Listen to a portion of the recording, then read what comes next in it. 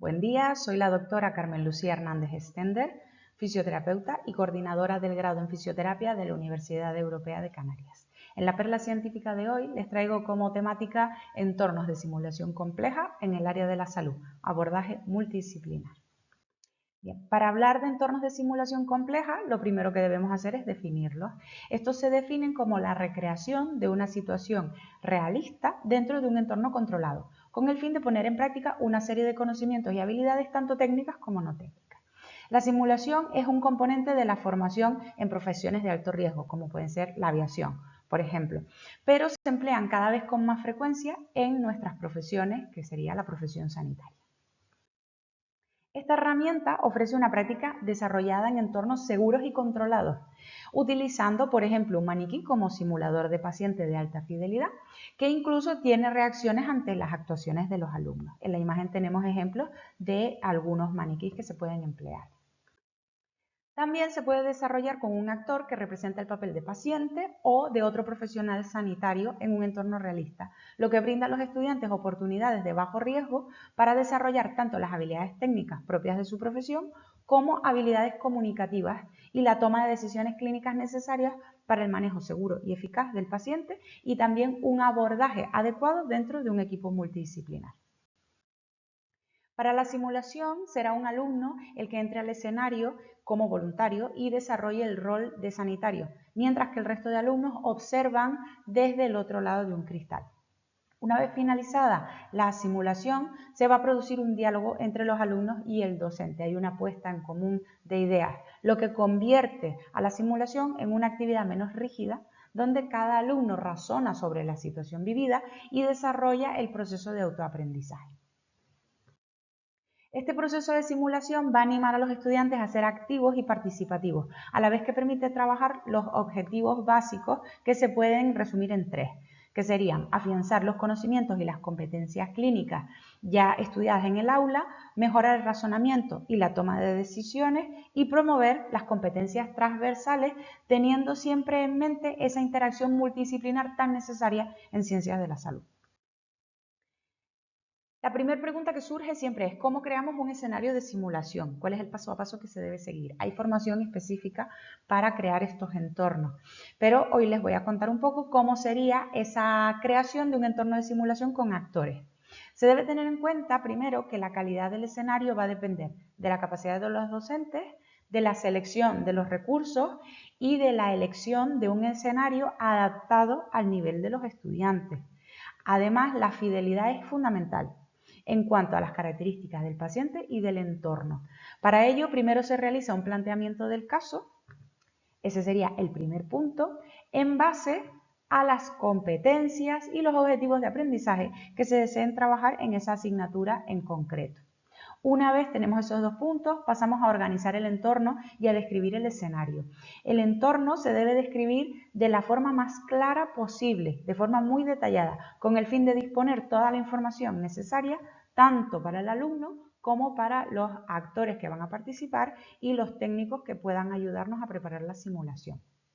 Y finalmente, se deben definir claramente cuáles son las referencias para el actor, que serán las acciones esperadas en el alumno y las reacciones que debe tener el actor para guiar al alumno hacia el objetivo de aprendizaje. Bien. La puesta en escena de una simulación se va a separar en 4 puntos. Primero vamos a tener un briefing para los actores, donde es como un resumen sobre todo el caso clínico y se le va a dar al actor las características del papel que debe representar.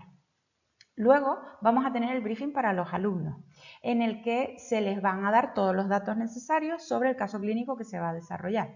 Luego se desarrolla el escenario y por último se hace un debriefing, que como decíamos es esa puesta en común de lo que ha ocurrido e intentamos guiar a través de una serie de preguntas hacia el objetivo de aprendizaje que se quiere conseguir.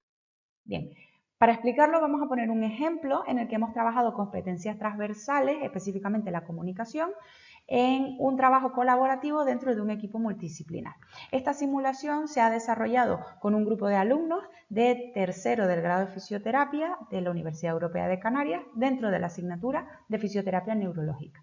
El caso clínico consistía en un paciente que estaba institucionalizado y el alumno tenía que ir a esa institución y se iba a encontrar con el paciente en unas condiciones que no eran las más adecuadas para el caso clínico en específico. Entonces aquí el alumno tenía que tener muy claras esas competencias que hemos aprendido en el aula, todo lo que es el contenido teórico. El actor iba a ser de médico. El alumno tendría que hablar con el médico, comentarle de forma justificada qué es lo que ha encontrado en su paciente y intentar pactar con el médico cuáles serían las medidas más adecuadas para mejorar el plan de tratamiento de ese paciente. Bien, entonces el briefing para el actor fue encuadrar ese personaje de médico que tenía que representar y se le dieron todas las características del paciente y cuáles eran las acciones esperadas por el alumno y las reacciones que él tenía que tener. Si el alumno desarrollaba una comunicación asertiva, íbamos a seguir adelante con una buena actitud, pero si el alumno no realizaba una buena comunicación y se enfrentaba de una forma inadecuada a otro profesional sanitario, se iba a encontrar con una actitud que no iban a tolerar. Bien. Entonces, en el briefing para los alumnos, lo primero que se hizo fue preparar. La preparación consiste en recordarles que no van a ser juzgados. Debe aparecer un alumno como voluntario, no se fuerza la participación y se les recuerda que no se van a juzgar y luego habrá una puesta en común de todo lo que ocurre. Luego se encuadra el escenario, se explica a todos los alumnos cuál es el caso clínico para que todos tengan la misma información. Y por último, se orienta al alumno que entrará en la simulación cuando tenemos el voluntario, si tiene alguna duda específica y se le debe recordar alguna característica del caso clínico. Luego se desarrolla el escenario. El alumno entra a la sala de simulación compleja y se encuentra con toda esta situación y habla con el actor, que en este caso sería el médico responsable, y debe desarrollar esa comunicación asertiva. Una vez finaliza la simulación, pasamos al alumno nuevamente con el resto del grupo y vamos a realizar el debriefing. En el debriefing, como ven, vamos a tener una serie de preguntas con las que vamos a intentar guiar a todos los alumnos hacia los objetivos de aprendizaje. Estas preguntas se dividen en 3 bloques. Primero, preguntas que ayudan al estudiante a percibir lo ocurrido. Se pregunta a quien entró como voluntario, ¿cómo te has sentido en esta situación? Y se pregunta al resto de alumnos cómo se han sentido ellos, buscando empatizar ya desde el principio en el grupo. Y luego se pregunta qué ocurrió en esta escena. Se busca que se describa de forma objetiva todo lo que ha pasado en esa situación. Luego el segundo bloque serían preguntas de análisis de esa situación que ya ellos han descrito y se busca que vayan ya encaminándose al objetivo de aprendizaje. Por ejemplo, se pregunta, ¿qué conocimientos o capacidades creen ustedes que ayudarían a resolver este caso clínico? Entonces, en este caso, por ejemplo, se buscaba una comunicación asertiva, todas esas habilidades psicosociales y dentro de un entorno multidisciplinar, los conocimientos básicos necesarios en el abordaje de un paciente neurológico, por ejemplo. Y el último bloque serían las preguntas que orientan al estudiante a la realidad profesional.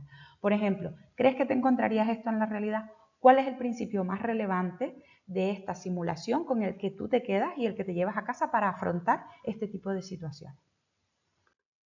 Bien, ante todo esto, las ventajas que nos ofrece un entorno de simulación compleja las podemos resumir en que tenemos un entorno seguro y controlado, en el que el alumno no tiene miedo a equivocarse. Podemos desarrollar habilidades técnicas aprendidas en el aula, pero también habilidades no técnicas, como por ejemplo la comunicación, que es fundamental en un equipo multidisciplinar. Trabajamos también el diálogo entre los estudiantes y los docentes, son actividades mucho más flexibles. Y trabajamos el autoaprendizaje en un entorno realista. Todo ello permite también que la retroalimentación del alumno mediante esos estímulos continuos facilite un aprendizaje activo ante la necesidad de responder de forma adaptada a la situación que se encuentra. Además, diversas investigaciones también apuntan a que el uso de estas metodologías de aprendizaje aumentan la satisfacción en el alumnado. Por lo tanto, la simulación proporciona un entorno en el que se pueden cometer errores y aprender de ellos sin afectar a los pacientes ni a otros profesionales, permitiendo también al alumno aplicar los conceptos y conocimientos técnicos a la vez que aplican el razonamiento clínico en un entorno realista y muy semejante al que se van a encontrar en la vida real.